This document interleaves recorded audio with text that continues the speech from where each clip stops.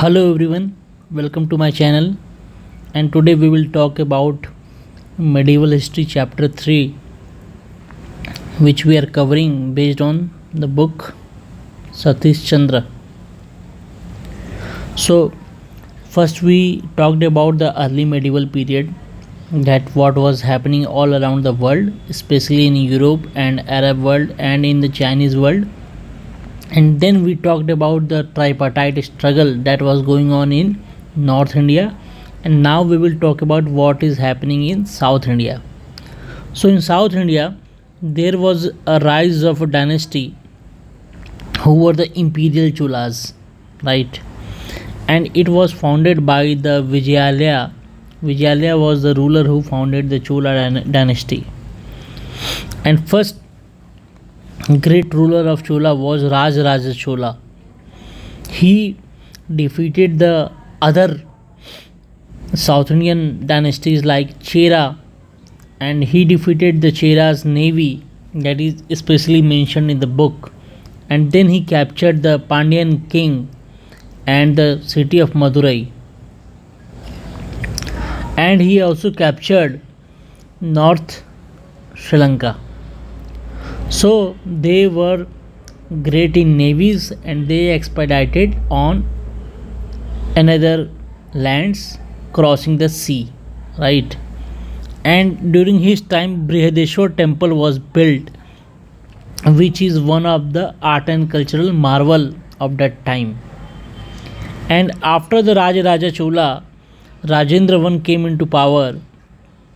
He was basically the son of Rajaraja Chola, and he successfully increased the campaign started by the Rajaraja Chola by capturing Pandyan, Chera and Sri Lanka completely.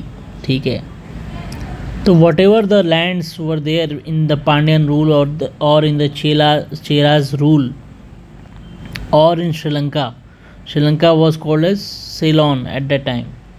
So those lands were overrun by the Rajendra I. Rajendra I was able to capture all the lands, right? And Rajendra I expedited in the north also, and he attacked Bengal. And after winning the Bengal land, he called himself Gangai Konda Chola, and he founded a city called as Gangai Konda Cholapuram on the bank of Kaveri river. And he also expedited crossing the sea on Southeast Asia region, which was under Sri Vijayan Empire. So these things you need to remember for your knowledge and for your examinations, because these things are often asked in exam, that who captured the Sri Lanka and who was able to defeat the Chera navy. So these names Rajendra I and Rajaraja I are very important.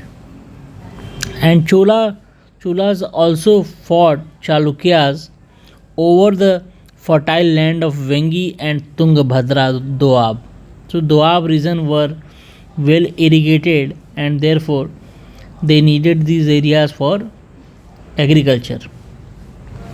Later both declined in 13th century, that Chalukyas and Cholas both declined in 13th century, and Cholas were divided into Pandyas and Hoysalas. These dynasties emerged in later medieval period, and Chalukyas were divided into Yadavas and Kakatiyas.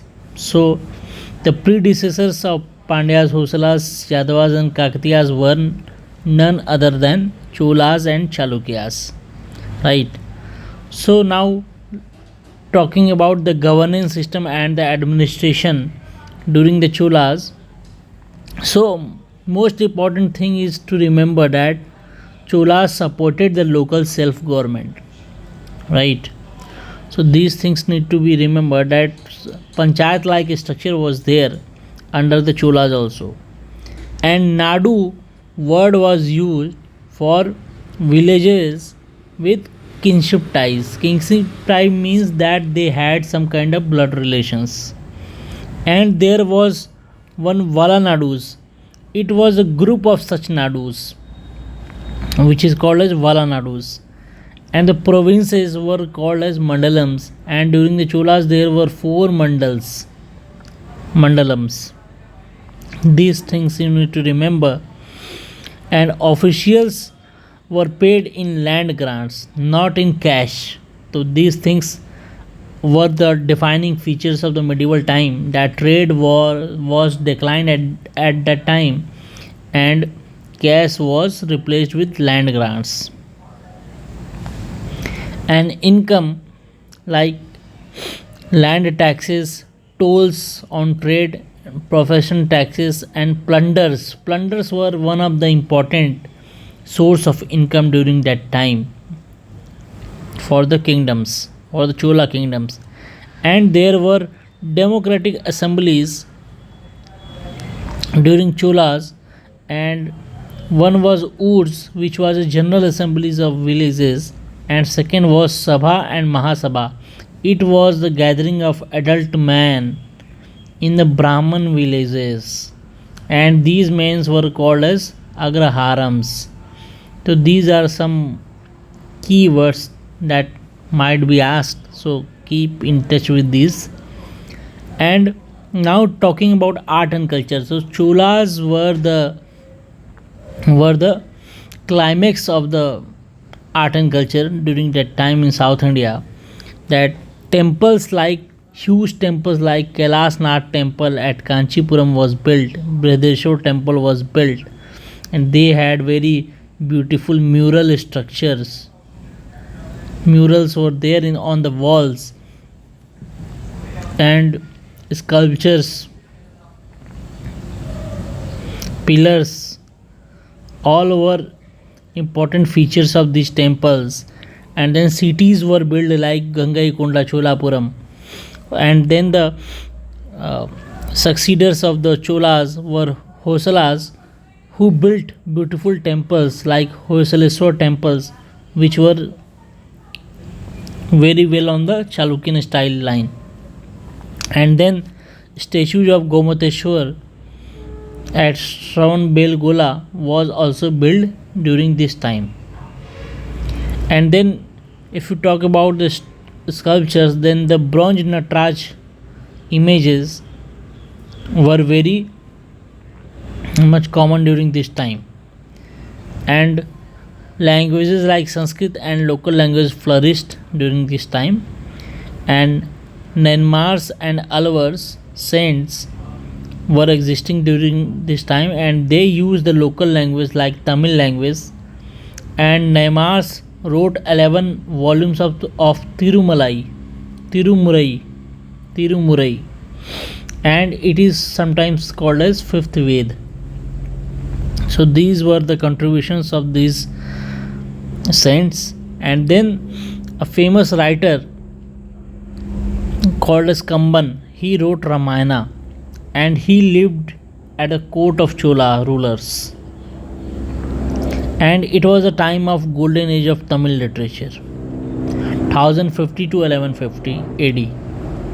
So Kamban Ramayana is very famous, and it is written in Tamil language. Please do remember this.